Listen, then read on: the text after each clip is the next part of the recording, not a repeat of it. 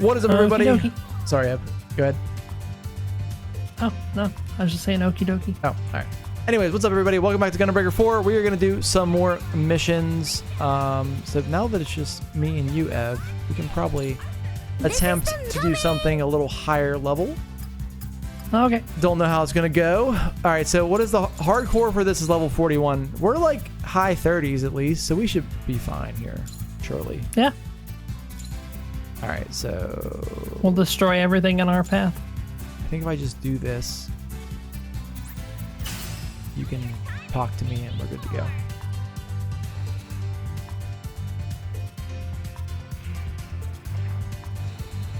Nice. All right, cool.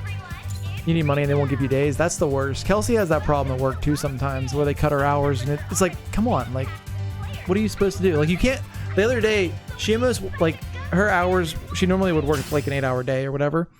And so she had an appointment cancel at 5. So she's like, well, can I just leave at 5 then instead of staying the last hour? They're like, yeah, sure.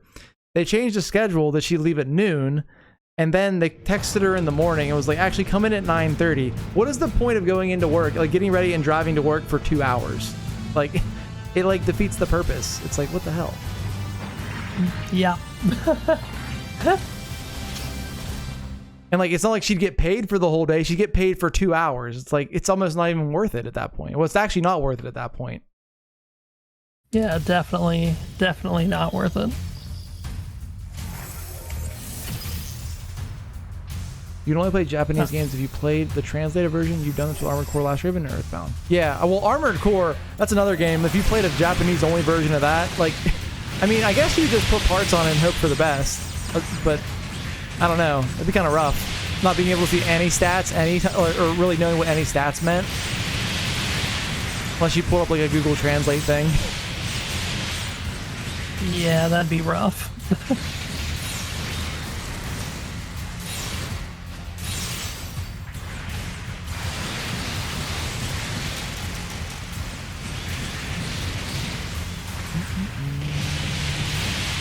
You wish you had a day off from work and school, but you don't. You do have a slight break from one of your classes for the next 3 weeks, but the trade-off is you're working on a feature film with your professor for some of those 3 weeks, which will net you professional film credit, some film production experience, and the potential to get called back for more PA work. That's actually kind of cool. Yeah.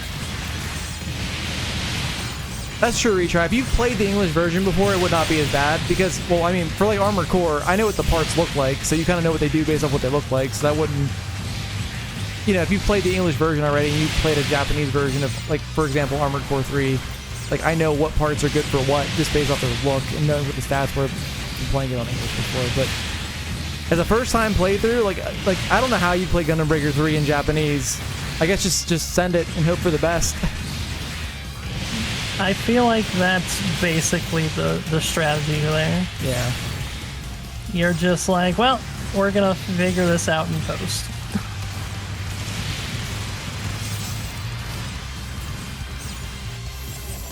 Oh wow, 5-star parts.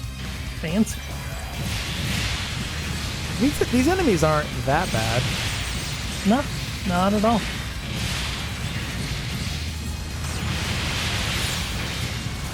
I can only imagine. So the problem that I was running into when I was fighting that final boss on hardcore, like it went from like doing no damage to me to like just one shots. Like there was like not even like a middle ground there where I would take like half my like basically if I got hit I died, which was kind of not very fun. Yeah, that happened on normal too. I was like, are you kidding me?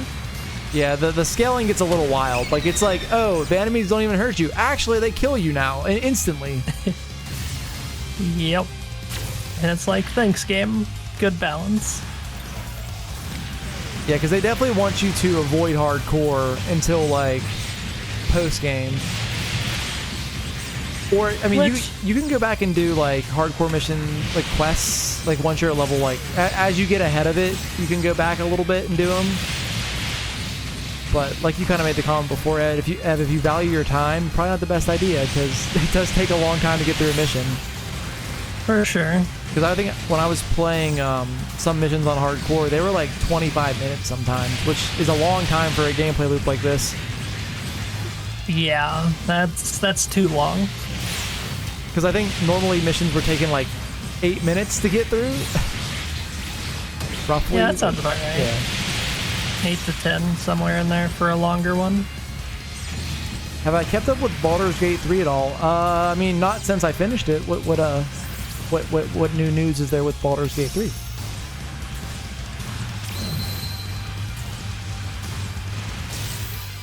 That's fair, Connor. You Google stat translation and memorize the important parts, and these days just use a translation app, right? Well, yeah, right now you can just use your phone and scan it. You know what it says then. Like we talked about earlier. But yeah, what's going on with Baldur's Gate 3, Vanda? Is the game... I actually have no clue what it could be.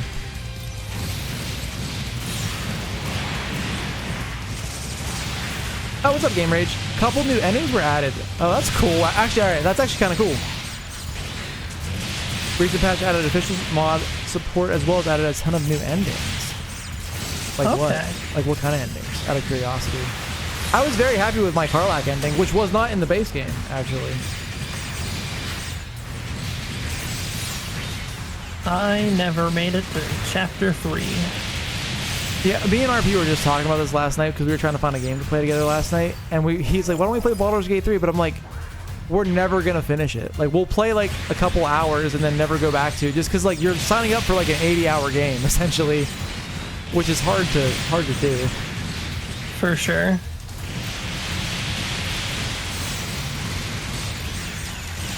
Mostly evil endings, also some Dark Urge stuff. Oh, that's cool. But yeah, starting it and ending are two very different challenges. Right. I mean, the only reason I finished Baldur's Gate 3 was because we did it on stream. So like it was like sectioned off time that we were gonna specifically play it. So eventually we'll get to the end if we just keep doing that. Yeah, I did that for a few games where it was like, yeah, no, I'm just...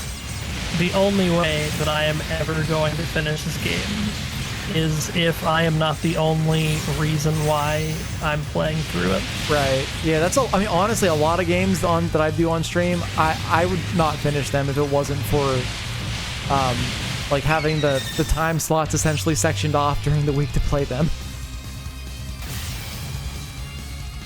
What is your favorite game that you only finished because of stream? Ooh, that's a good question. I'm trying to think what games I finished on. G Generation Genesis, that Gundam, the turn-based Gundam game, because those games are so fucking long. I think that my playthrough was over 100 hours or something like that. Like, I never would have done that. I never would have sat here and played all through it. I don't think if I would have. I would have done like a couple of the storylines and then probably never actually finished the whole game. I believe that. Because I remember, like, some of those fights were just, like, an hour long. That's every fight. After a while, it's like every single fight is minimum 1 hour. And that's too long. So I think that Super Robot Wars is like that as well, especially the newer ones. I think they get to the point where, like, they make these giant battles, but, like, at the same time, even with like skipping the animations and everything, it's still like an hour plus to finish a mission. I think I had a mission in Genesis that was like almost 2 hours long at one point. Jesus Christ. It was the same way. Oh, actually another one, Fire Emblem Engage. I love Fire Emblem, but dude, that final mission in that game, I think it was like 3 hours to beat it. And like, yeah, I mean, I might have sat through it otherwise, because I like the series a lot, but like, damn. Yeah, that's absurd. Even some of the older Super Robot Wars games are super long. Yeah, I could believe that. Oh yeah, Divinity Original Sin is another game that I wouldn't have finished probably by myself. I know I wouldn't have finished it by myself. Same with Baldur's Gate 3. If I was playing solo, I would never have finished the game. Even though it was really fun, but that's one of those games that really seems like it's tuned. You really I mean, it's like D&D. Like, no one plays D&D solo. So like... Yeah. I'm not even sure if you can play D&D. I guess you could theoretically play D&D solo, but... You can technically be your own DM, yes. Yeah. And, like, I'm sure if you had the creativity and, like, the ability to, like, sanction off knowledge in your brain to be like, yeah, no, I don't actually know the things that the DM would know, Right. then, like, I'm sure it'd be fantastic. Yeah. Doesn't sound fun to play solo? Yeah. A lot, like, Baldur's Gate 3 is definitely not fun solo, and Divinity Original Sin is made by Lariat as well. It's also, it's the same concept. It wouldn't be fun solo, in my opinion. I mean, you could do it, but, like, I don't know. It's more fun to have the interactions with friends with those kind of games. For sure. Super Robot Wars J was your personal favorite of the GBA games. Had like 200 plus missions, not counting splitting paths and main mech missions. That's a lot of freaking missions. 200 plus missions. That's shoot. How many missions were in Another Age? A lot. I think it had like 200 missions in it. I think something like that. I want to say that's right. You got to remember though, Armored Core missions, you're talking like 5 minutes, like for a regular mission, as opposed to like Super Robot Wars, you could be like half hour to an hour per mission. So like that time scales way up super fast. Yep. Let's try this. I haven't tried. Have you tried survival mode yet? I have not. All right, let's try it.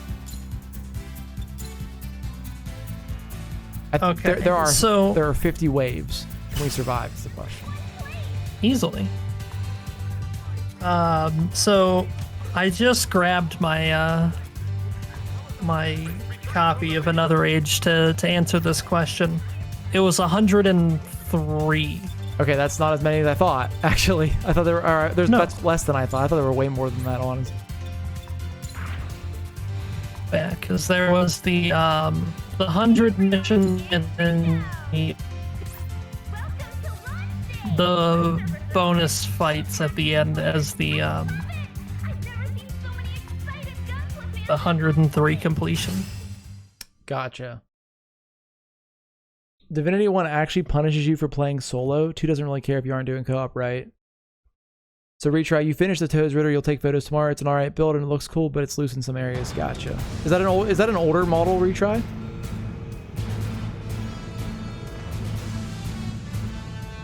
I guess the other game I never would have finished for sure if it wasn't on stream was Nine Breaker. I never would have played through Nine Breaker all the way through on my own. I gave up on Nine Breaker. Yeah. I was streaming Nine Breaker and I'm like, we beat Nine Ball. That's the end of Nine Breaker. Right. Yeah. I remember playing through it. And like every stream that came, I'm like, damn, I really don't want to play this game right now. I don't want to like mindlessly boost back and forth and dodge missiles. Like this does not sound fun. Yeah. Like I get why they made it. Because like they knew that their next game was going to be just ridiculously difficult. And so they're like, boot camp. So another thing that I saw was it was kind of made because of it would like revitalize the PvP scene, which was really big in Japan. So it would give you a chance to have new parts and new balancing because you couldn't just patch the game back in the day. Oh, that makes sense. Right. So from that perspective, I completely understand why it exists. But otherwise, no, thank you. Yeah. I mean, the only reason I was playing, I was doing the full series playthrough, so I felt obligated partly. And then the other one was I wanted to fight Nine Ball in it. But it just requires you to get pretty far into the game to fight Nine Ball. If you ask me, it took until getting to the end of the game. I think it was the last thing you do. I don't remember if it was or not. I don't remember if you had to do everything beforehand or just get so many like things completed in the game. I want to say all you had to do was enough arena battles to get your arena rank up enough to fight Nine Ball. Because I definitely bailed on most of the training missions. Yeah, I think it was training missions though, because I think we unlocked the Nine Ball fight before I did it because I wanted to like 100% complete the game for whatever that's worth. So I went and did completed all the different training missions and then fought Nine Ball, which was honestly, I mean, that part was cool. It just would have been nice to be able to do it earlier. Yeah. It also didn't help that I was talking to Domo the other day in his chat, and I was like, listen, if you play Nine Breaker, do not import a save, because if you import a save, it locks you out of like all the parts in the game if you don't have all of them unlocked already. But I screwed myself, and like, because I went off a Nexus and imported my save into Ninebreaker thinking I would like have an advantage, not knowing Ninebreaker gives you every part from the beginning of the game. Wait, it did?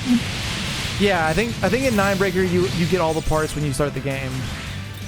Oh my god, nobody told me that. So I imported my save, and when I played through Nexus, I kind of just ran one build that I knew I liked just to beat the game, and then imported it into Ninebreaker. And Ninebreaker requires you to run all kinds of weird builds so that you can do better in certain training missions. And yeah, I didn't have access to anything, so that made that really miserable to get through. But yep, that's the experience I had with it too. Yeah.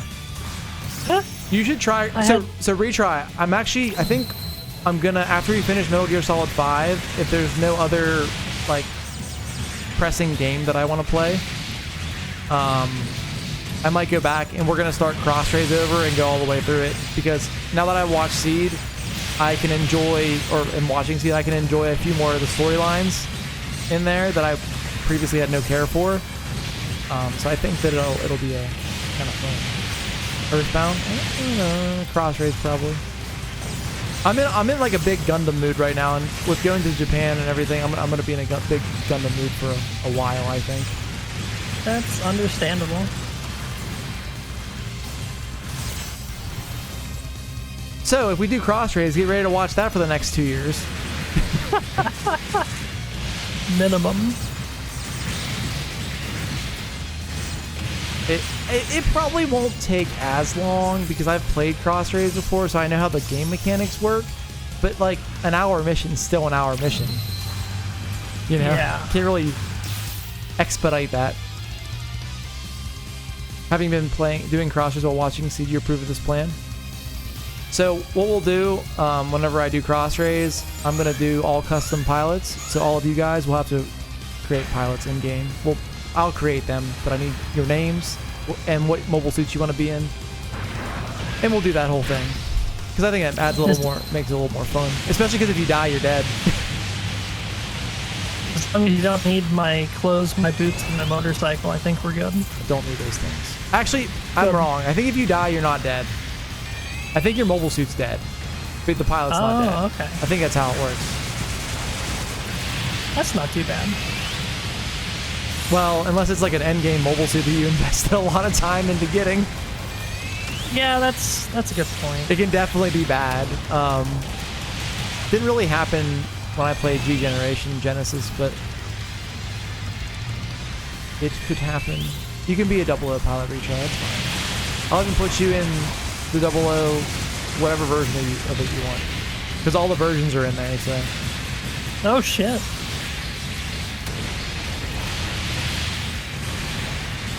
We broke every part on this Unicorn Gundam.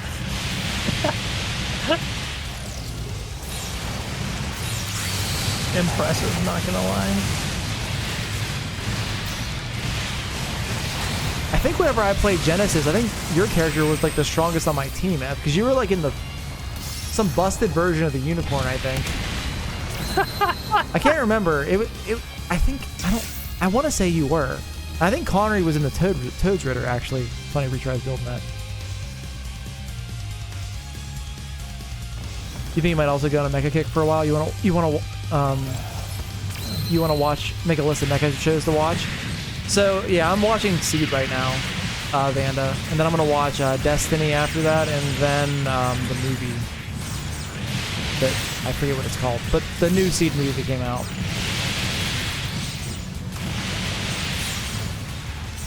I definitely recommend Witch from Mercury. Oh yeah, if you didn't watch that, Vanda, it's good. So is IBO. Yeah. IBO will probably remain my favorite for a very long time. I haven't watched that many mech anime that aren't Gundam. Code Geass, I've watched that. I know there's like a bunch of movies and stuff, but I've watched the base show, like Lelouch of the Rebellion and whatever the complete series was originally. I know there's like movies now too, but I haven't seen any of those. Have you seen Big O? On Toonami back in the day. I've never watched the show completely though. Big O is so good. Yeah. I love Big O. Every time I watch Big O, I like it more than the time before. Really? Yeah. I'll have to watch that. I wonder if it's available anywhere to watch. I'm not sure. I have it on Blu-ray.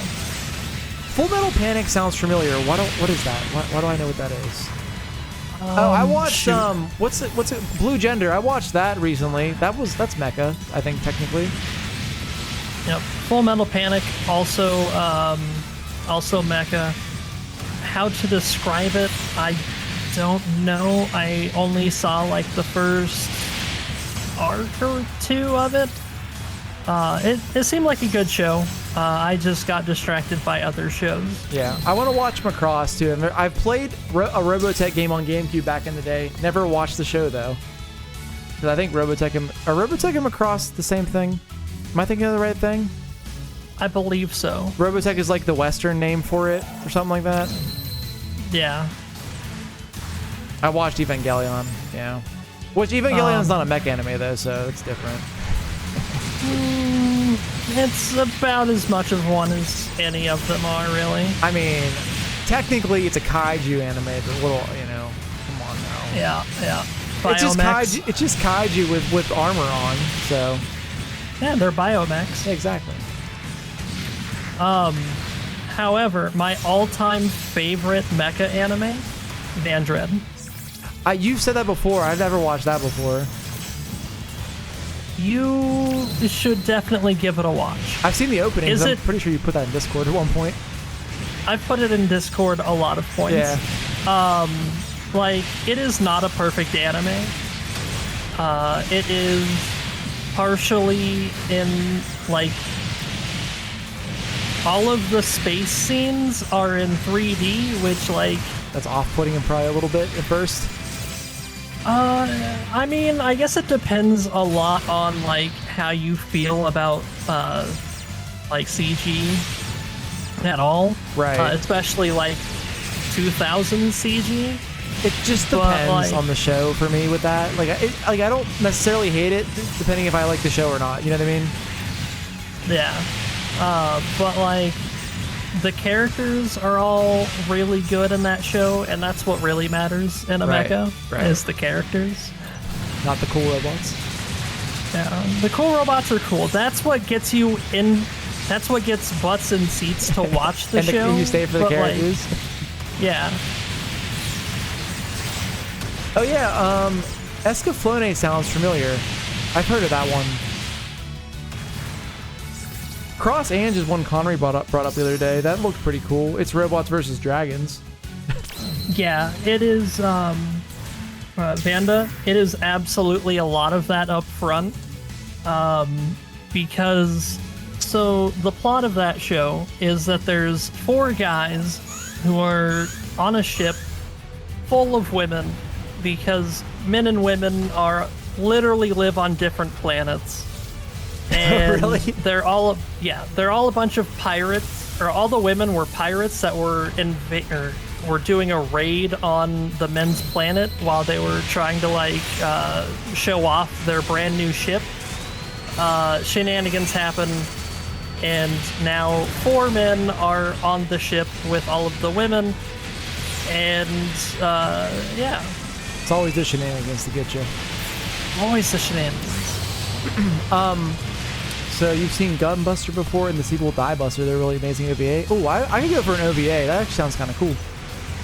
The hardest part for me is finding somewhere to watch these shows, because if it's not on YouTube or Crunchyroll, I don't know. I tend to stay away from sketchy websites because I don't want to have anything bad happen to my computer. But I looked it up because I've recommended people to watch Vandred before. Mm-hmm. Funimation does still have it on their streaming site, or I guess Crunchyroll now. Oh, well then there you go. Yeah, so it is readily available to watch. It is just an early 2000s anime with all of the early 2000s anime trappings. Well, good thing I love early 2000s anime, so even I can put up with all the stuff that goes along with that. Oh yeah, then you'll probably have a blast. Oh, I want, you know what, another one? Pat Labor. I've always wanted to watch that. That always looked kind of cool. That's the RoboCops. Like, well, they're in mech. They're like mechs. They pilot mechs, but they're cops or something like that, I think is the idea. Yeah. I have heard about it. I have seen a couple of the mechs, and it looked really good. That is as far as I've gotten. Same. Now. Yep. I just see it everywhere. Like, it's definitely like popular within the mecha community because people always like have like talk about it. So Pat Labor has an everyday life feel to it. That's actually kind of cool though, because usually mech stuff is so out there, like it's not like relatable from that angle. So going back to Vandrit, right? It is like half slice of life. It's not a bad. I don't really mind that part, as long as you get a little mech action every once in a while. You do. Almost every episode will have action in it, but like most of the show is just them hanging out, having a day in the life, basically. Mm-hmm. Like some sort of minor shenanigan will happen, and then oh hey, the bad guys show up. Time to hop in the robots and fight, and then also fuse together to make the super robot.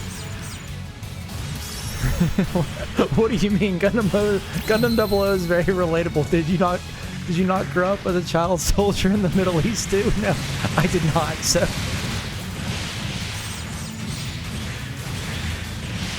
yeah, 00, very relatable content for sure.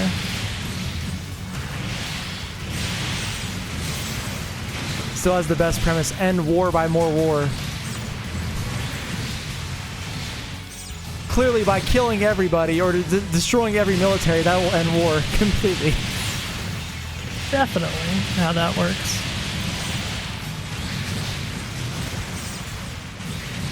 Aquarian, I never heard of that before. Oh, I've heard of it. I have seen like the cover of a few of the of them or of the series, and that is all I know of it. It looked interesting.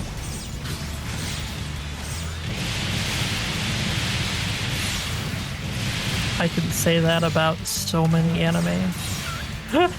Yeah, it's a problem. You know what? I don't know if it's considered mech or not. It's like, is it like 86? I think is its name. Retry, I think, watched. Is it called 86 Retry? I don't know. They're in like, I think they're more like spider tanks than like full on like bipedal mechs. Yeah, 86. That one's supposed to be really good. What's the show with the mechs that have the boob cannons? Someone knows what I'm talking about. I think Connery knows what I'm talking about. Boob cannons, Connery. What show is that?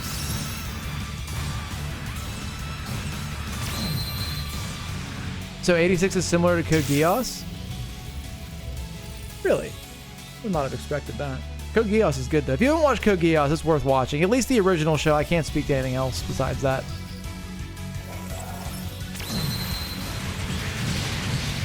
Code Geass had the Pizza Hut sponsorship, right? I believe that is correct. Okay, so I am thinking of the right show. Yeah, that is true. Zoids is a mech anime, yeah. I've only watched whatever one Liger Zero is from is the one that I've watched, but I know there's more than that. Yeah, there was at least 2 shows that I know of.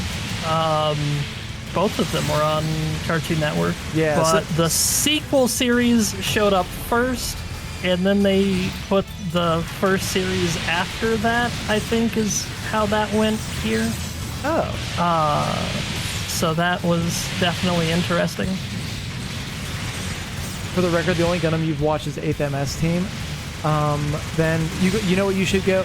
Honestly, Vanda, you want some good like 80s style mech anime? Watch Stardust Memories and 8th MS Team. Can't forget War in the Pocket. And War in the Pocket, yeah, that's what I meant to say. Not 8th MS Team, because you've seen that already. War in the Pocket and Stardust Memories. They're both extremely good. Yep. Then if you want to get go down the Gundam rabbit hole and watch everything in order, then you can start with the OG, then watch 8th MS Team, then watch War in the Pocket, then watch Stardust Memories, then you can watch Zeta, and then Double Zeta and Charge Counterattack and everything else. Yeah, there's so much Gundam. I legitimately couldn't get into Gundam for so long because I was like, I don't even know where to frickin' start.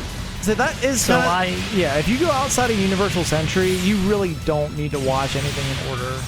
You know what I mean? Like, a lot of them are like 50 episode like series, so you can just watch the series. But like with like Universal Century, if you don't watch it in order, it doesn't really make sense. Like what's going on half the time.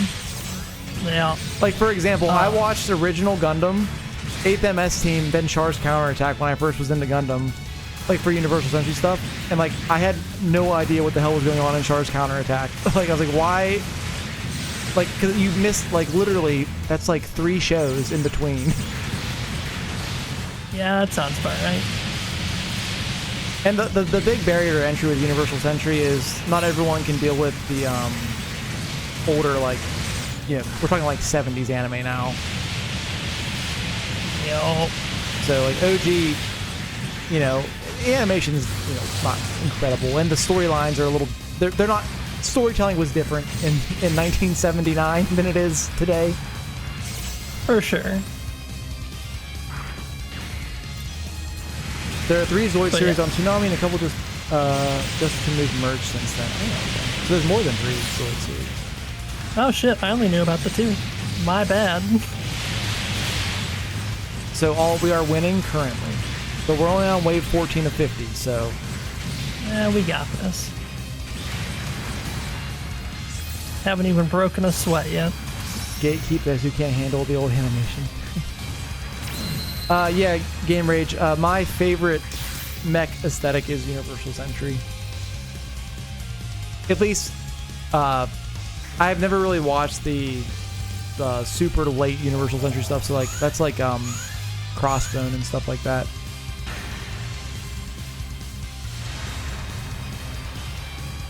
So, are you speaking of Gundam specifically, or just like in general mech from early UC? Are you asking me? Yeah. No, like in general with mech stuff, my favorite is Universal, or like early Universal Century. Okay, that's fair. It's very iconic. If we're talking like shows only, if we get to expand that, Armored Core is pretty high up there for me on that aesthetic a lot. Which I don't know if there's any shows that are really like of that same aesthetic. Shoot, what show was it? I'll take a look when this wave is over. What's Garosky and Breakblade? I never heard of those alt. Yeah, Gasaraki. That's what I was thinking of.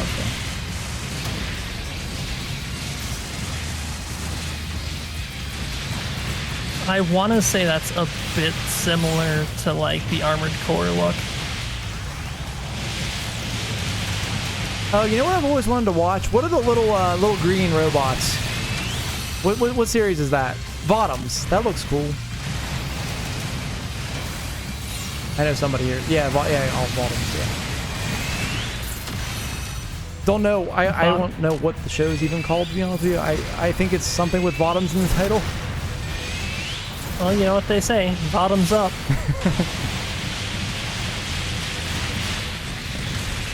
Oh, you do all? I didn't know that.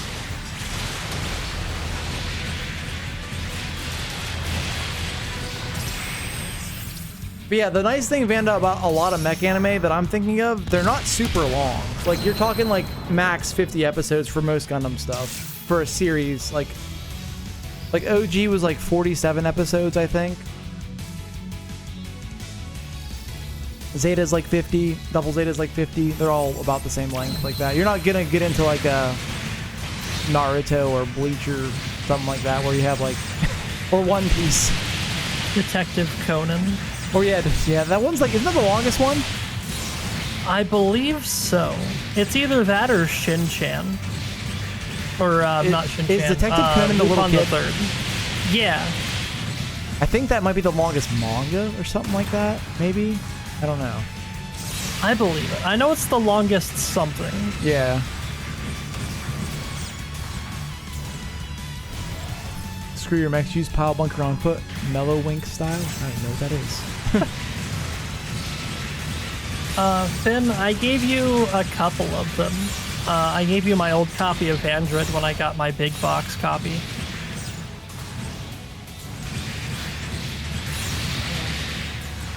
Trying to remember, because Gun March Parade, that's what it was the one that you picked up, Finn.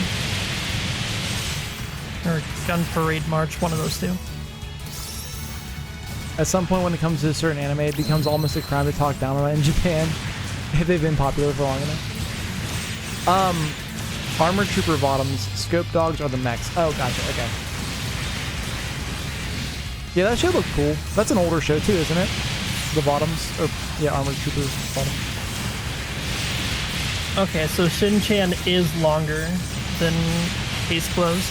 Awesome. So Vanda, that's the boxing anime, right?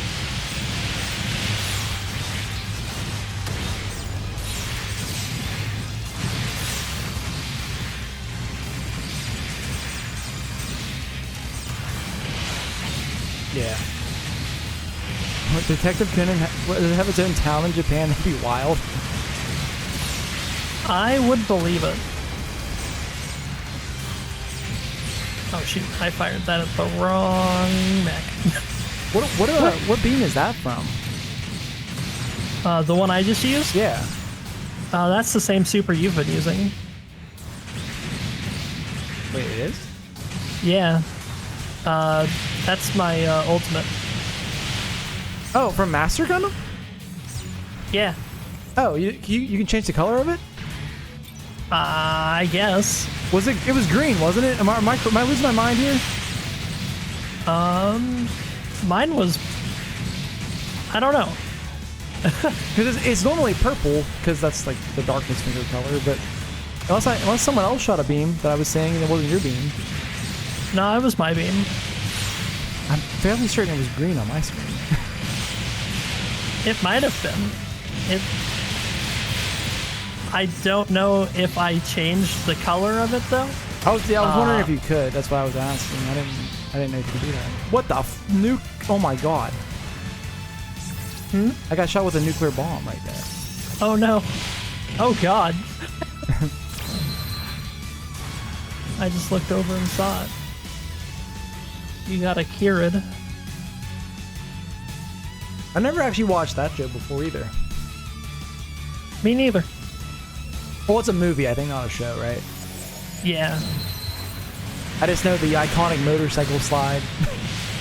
Yeah, that's literally all I know about it too. And I think it's like super fucked up. Like it's a messed up shit movie apparently too. That sounds about right.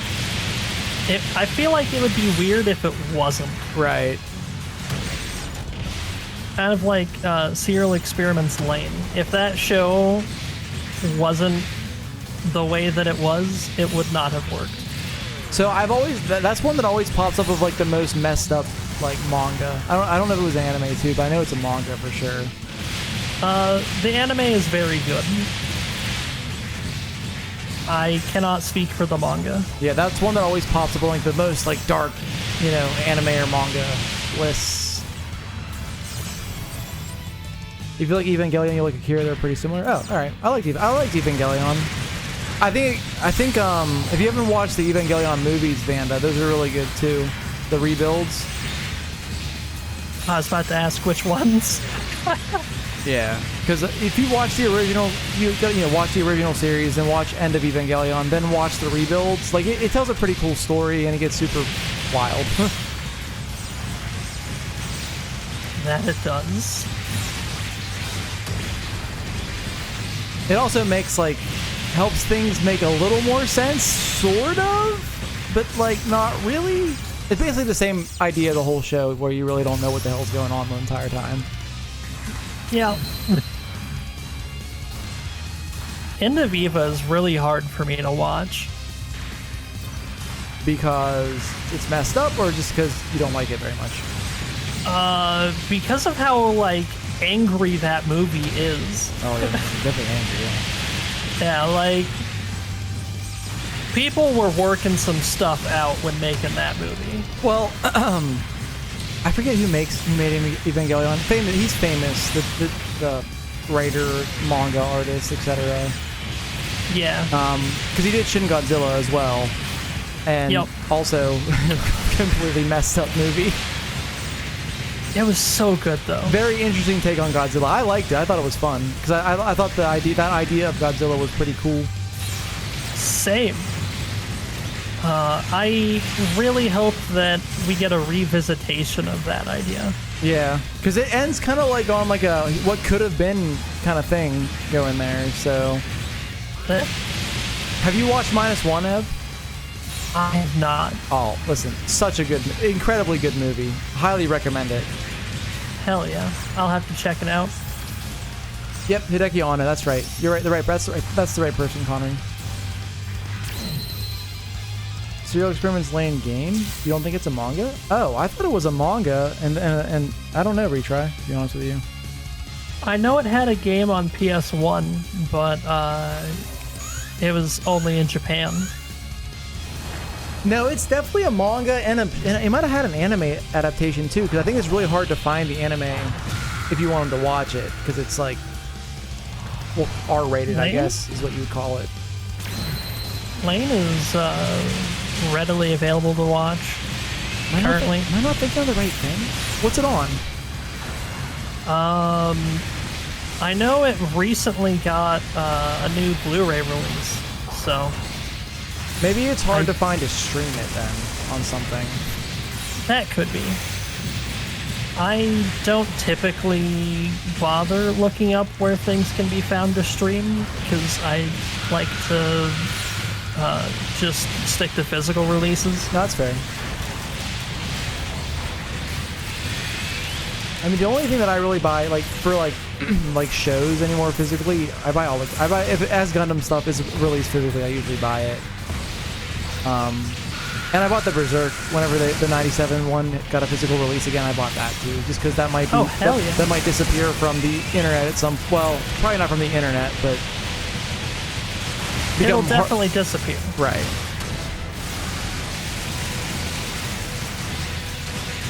Because right now you can watch, if you want to watch the 97 version of Berserk, you can, it's literally all on YouTube, which is surprising, but it's all there. Hell yeah. Thanks for the heads up. Don't know how long it'll be. Well, actually, it's been there for like the last 4 years, so it's probably, I watched it 4 years ago, and RP watched it somewhat recently, and I'm pretty sure those videos are super old, so they might have just been on there so long that they've flown under the radar. That could be.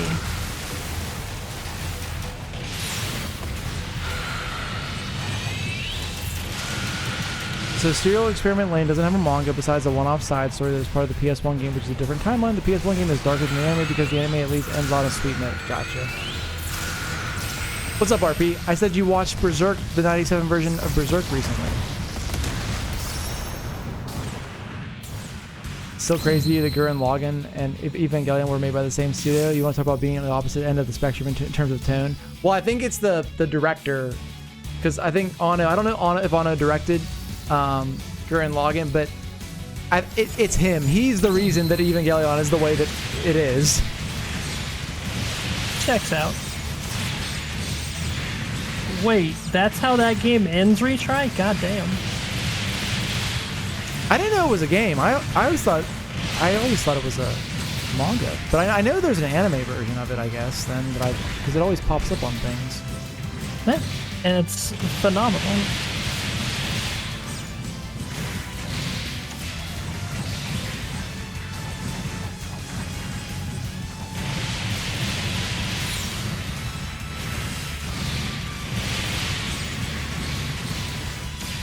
The game is basically a visual novel. That makes a lot more sense, actually.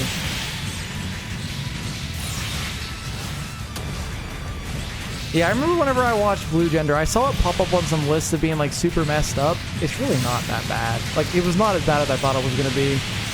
And like, people were like freaking out about a sex scene in it, and like, it wasn't even like, they didn't show anything. Like, it wasn't like people were saying it was like hentai, and it was like, that's not what it was at all. Like, it was They didn't even show anything. Like, it wasn't bad.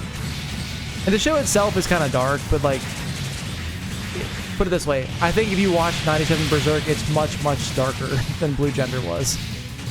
I mean, it's not hard for 97 Berserk to be darker than most things. Most, yeah.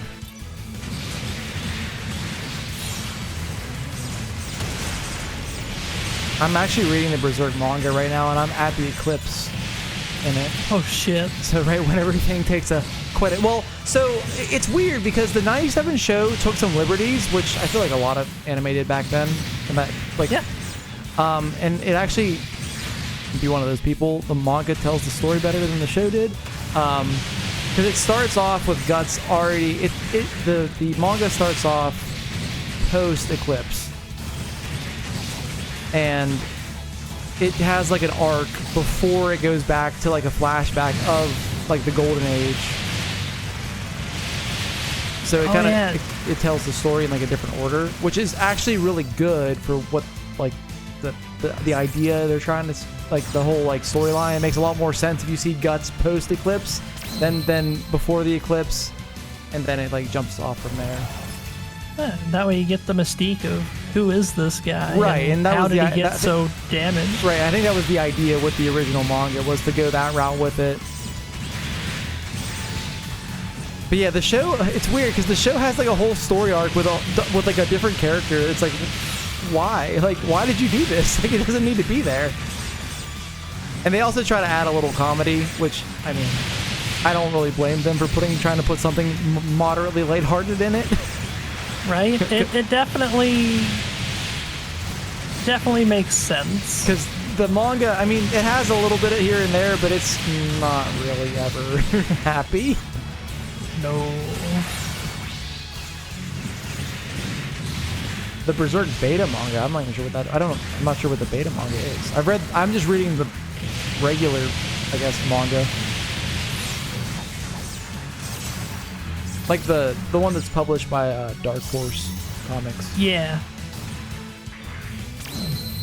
I still need to finish reading that. Guts does get laid. He does get laid. That's true. It does happen. Nothing good happens after that, though. That, I guess, if you want to pick a high point, I guess for Guts, that's probably the high point of his life right there. And then it really, really gets bad after that. And before that, too. I was going to say, it wasn't great beforehand either. No. They give him, like, one panel of happiness usually in the manga. Then it, like, just gets real bad. Yep.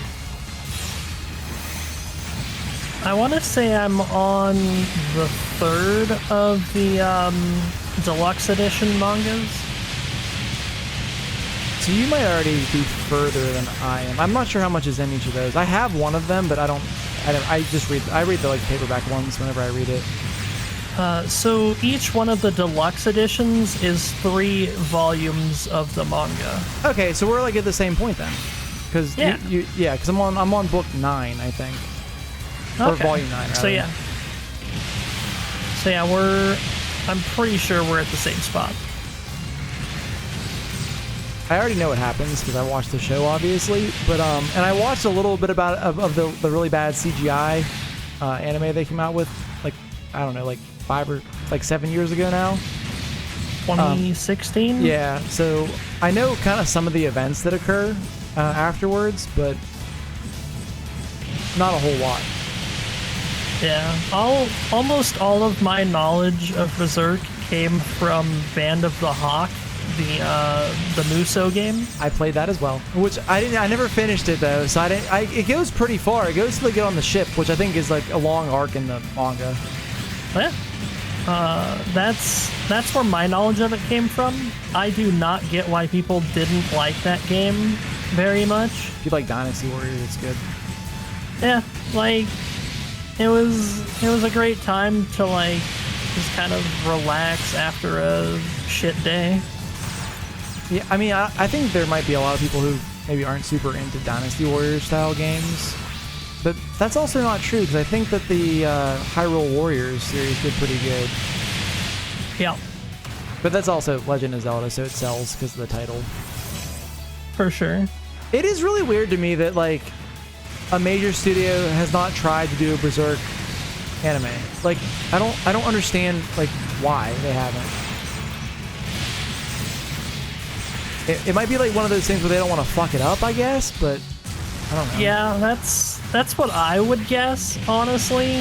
Like, look at what happened with the last time that someone tried, and then it didn't turn out very good. True. And we're still talking about how bad that was. Right. Well, the thing is, the 97 version of Berserk, like they did that was good. I mean, they took some liberties, but like the show was done well. Like everything was good about it. So it's just weird that they never went back. I mean, they would just need to do something not fully CGI and kind of cheap looking. Yeah. I mean, you got like stuff like Vinland Saga is being done by oh man, Mappa. Madhouse. Or no, Mappa. Yeah, I think season 1 was done by a different studio, but the most season 2 was done by Mappa. Okay. And that's like another one of the big three when you talk about the ascending style. Like it's like that one, Berserk, and like Vagabond I think is the other one. And I'm like, I don't see why like they don't like just get a big studio to do it.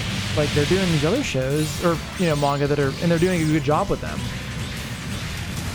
Studio Trigger, yeah, Studio Trigger would be. Well, actually, I don't know if Studio Trigger's style would be good for Berserk.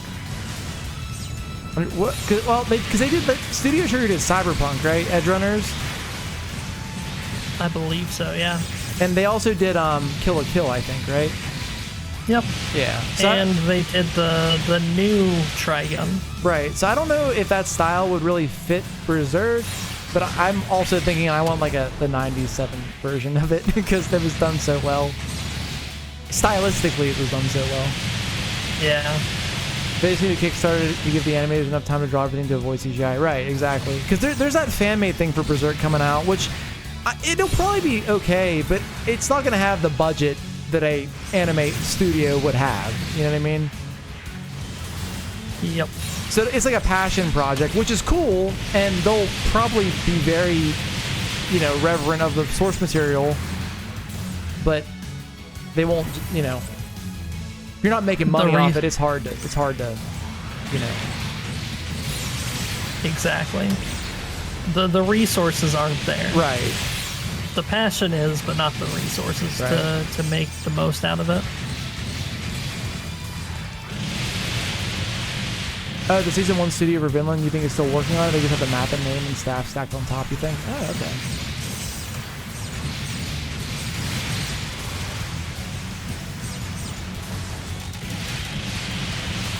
That's another show, like Vinland Saga. I'm reading the manga for that too, and I've watched the show, well, season 1 and 2. They do things out of order in that show too. Like the manga does the same thing that Berserk does, where they jump like in the middle of the story, and you see like Thorfinn, who's already like a fucked up little kid, as opposed to being a normal little kid. And then they give you like an arc of that. Then they jump back to little kid Thorfinn before, trauma happens. Oh yeah, they did do that, didn't they? Yeah, I don't know if that might just be like, from a storytelling perspective, it might be better to present it like from the beginning and just follow through, as opposed to like starting in the middle and then jumping way back. Yeah. I think either way, it just depends on how it's done. Like, cause like the Berserk 97 manga gives you the one arc with the snake dude at the beginning, but then they skip over the arc with the Pope slug guy and meeting Griffith and everything as, or Femto, I guess it's that point. I don't know. It's just, I guess it's like a just a direction they want to go with the show. Yeah, that makes sense. Right, with the manga you got to start off with a hook just to keep people reading. That's fair.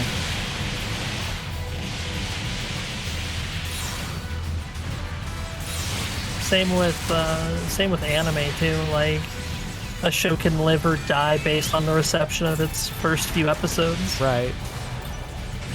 So having starting a little bit ahead and then coming back.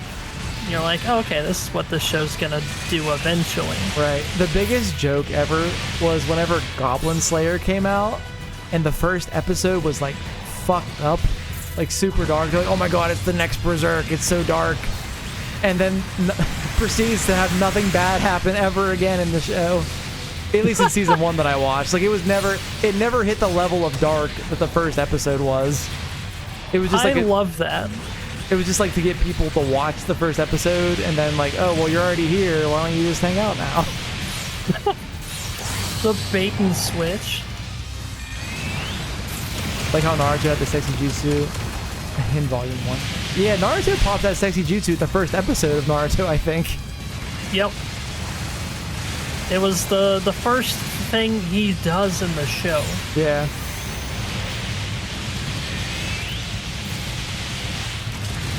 I don't remember Big Zam moving like that in the show. You don't? I don't recall being able to do that. Dang. I mean, this is just the glow up that Big Zam deserves. It did glow purple, though. That is a thing that happened. Okay. Well, sort of. There was purple involved. Checks out. I think only Amuro saw it, though. But either way. I mean, hey, as long as one person saw it, then we all know it's real. The Goblin Slayer manga got dark whenever they were having character backstories. Okay. Yeah, I just remember watching season 1 of the show, expecting the whole thing to be like super twisted, and it was like, nah, it's actually not. Do you think the worst thing you can do is give your audience and anyone can die stakes in an anime and suddenly at the last episode resurrect everyone and have them all fight a completely random evil guy that hardly had an impact on the plot? Oh no. What show dared to do that? I feel like it's a common trope, actually, in a lot of stuff. I mean, Dragon Ball Z is the best show for no one actually dies. Yeah, that's true.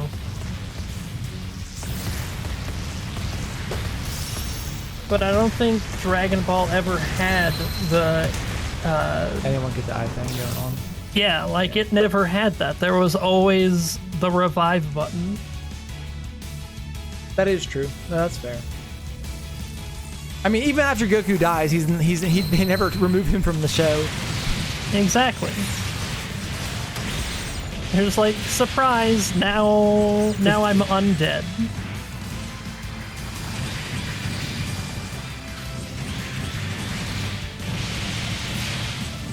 Yeah, because that's like a big thing in Gurren Lagann, right, Vanda? Whenever, I don't remember the dude's name. Sunglasses guy dies. What the hell is his name? I cannot think of his name.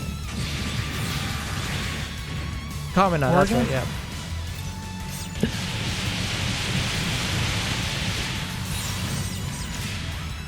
I remember hearing a lot of people say, when I was looking up IBO after finished watching it, and they were talking about how Orga was literally just that dude from Gurren Lagann.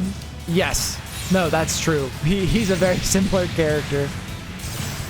But it's also what makes him good, because Kamina is a good character in Gurren Lagann. That's good.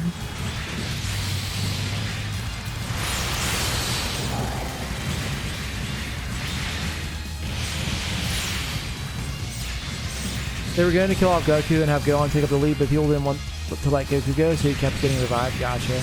My favorite fun fact about Dragon Ball Z is the creator, R.I.P., hated Vegeta. Did not like him as a character, but the fans liked him so much he kept him in the show. Or manga. I feel bad for Toriyama having to do that. From like a creative perspective?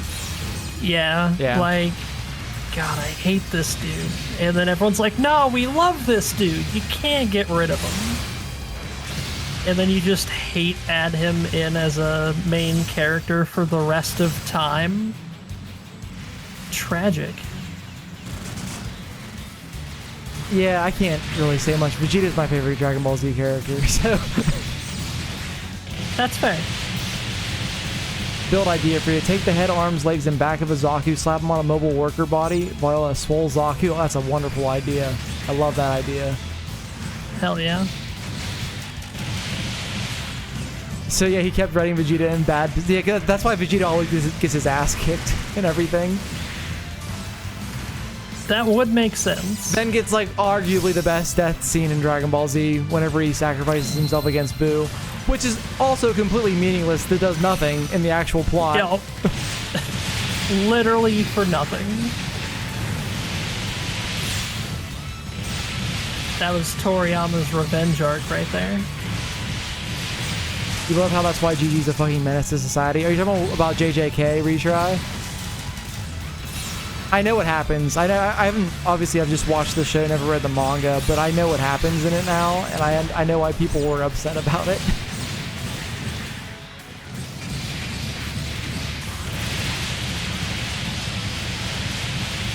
Even in Super, Vegeta's done dirty? Oh no.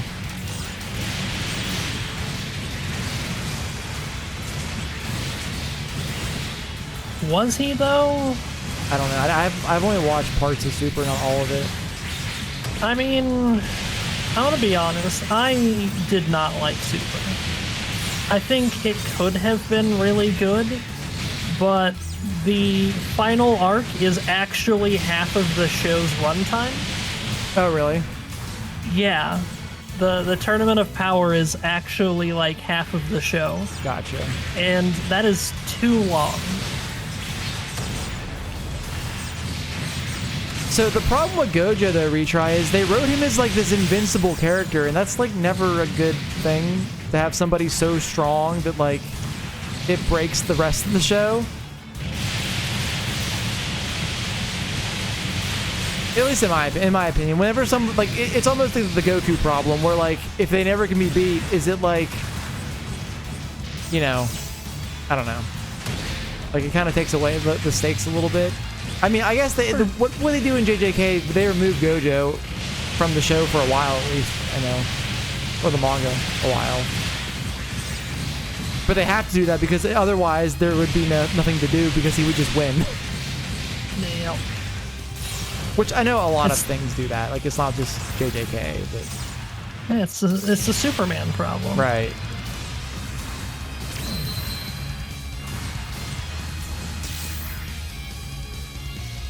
Oh wait, Vegeta gets a separate transformation from Ultra Instinct just to show how much better Goku is than him? Oh no. Yep. Do you care about spoilers? No. Okay, so, did you ever watch Resurrection F? Yep. So you know how they both go Super Saiyan Blue? Yep. Well, Vegeta's whole thing is that he masters Super Saiyan Blue, where Goku learns a new form entirely, which was Ultra Instinct, which was fine. It's just the new can't lose button. Yeah. Because now not only is he stronger than ever, he also can just dodge everything forever. So Vegeta, isn't it like Ultra Ego or something they called it? Is that a thing? Am I making that up? I want to say that's right. It's like purple. Is it not purple? Maybe. It was sparkly blue. Okay, that's at least on my DVD copy. Okay. So yeah, I knew that he had like something. That's weaker than Ultra Instinct though. I guess that's what we're saying. Yeah. Super Saiyan Royal Blue. Oh, okay.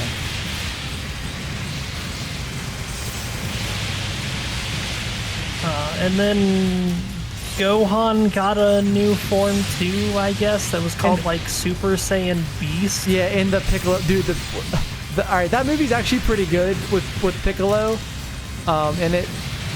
Slight spoiler, which it's already been shown a lot. Piccolo turns orange.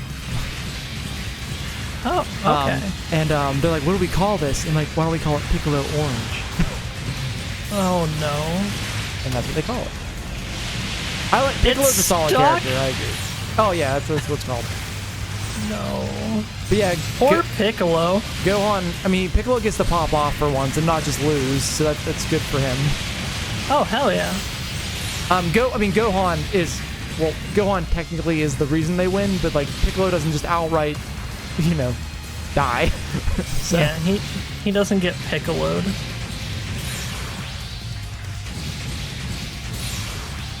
Or I guess Yamcha'd would be the better phrase. Right. Pour one out for Yamcha. He's relevant in Dragon Ball, like original Dragon Ball.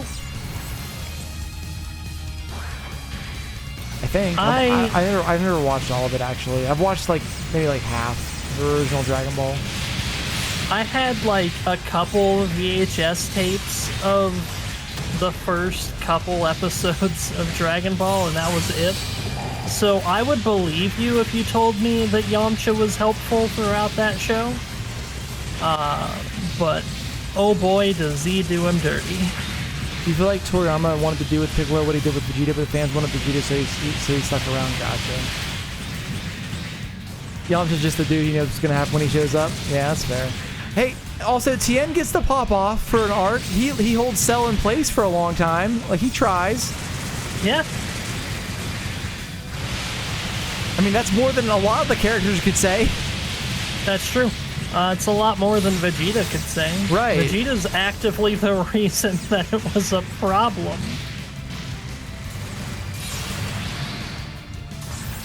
Oh, now that arc makes more sense, actually. Knowing that Toriyama just hated Vegeta the whole time and made him the entire reason why the Cell Saga happened the way that it did. That makes sense now. I think the reason that Vegeta is just a popular, he's always the underdog, and everyone likes him. Everyone likes a good underdog. Yeah. Also, Goku is just Superman, so. Yep. Goku's boring.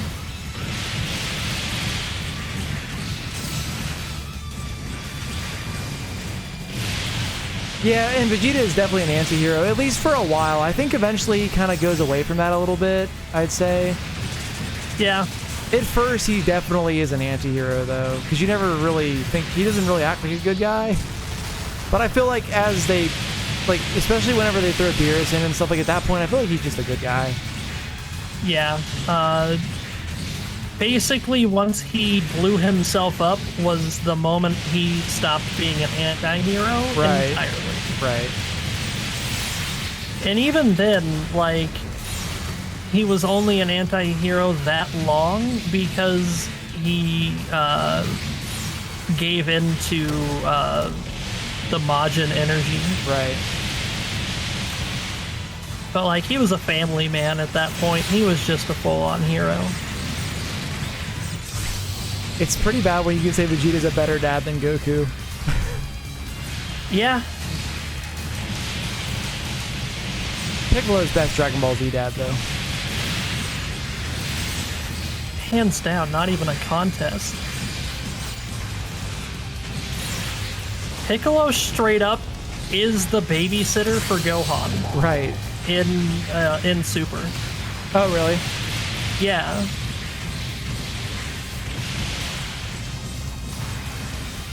No, Goku is like all-time worst dad game rage. Like, he just doesn't, I don't even think he, like, it's, I don't know, it's just so bad.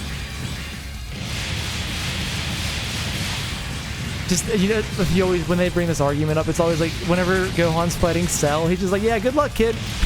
Yep. I'm gonna die now. See you later. Yeah. Not only that, before their fight also gives the enemy a sense of Right, so you got this, dude. It's all good. Yeah. Don't worry, I'm only giving him, or I'm only restoring him to full strength to get his hopes up. You got this. Bye forever.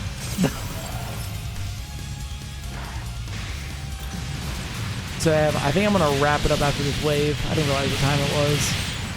Okie dokie.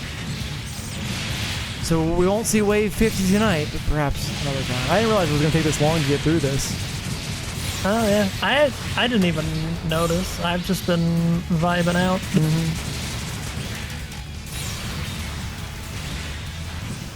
Oh yeah, because you work tomorrow, don't you? Unfortunately.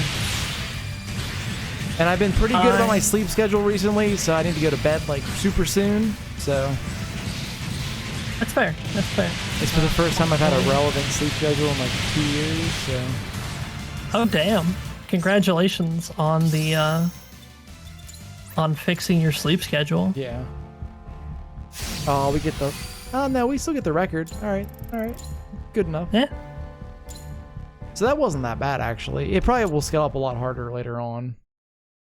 Oh, I'm still going apparently. Oh well, if you want to keep going, by all means. I don't know. I feel like it was pretty smooth sailing with the two of us, but I don't know. I just got put up against the new Gundam, and yeah. All right, well, if you're watching on YouTube, thank you for watching. Next time, we'll probably just be more grinding, and we'll make some more builds or something like that. So anyways, if you're watching on YouTube, thank you for watching, and I will see you in the next one. Peace.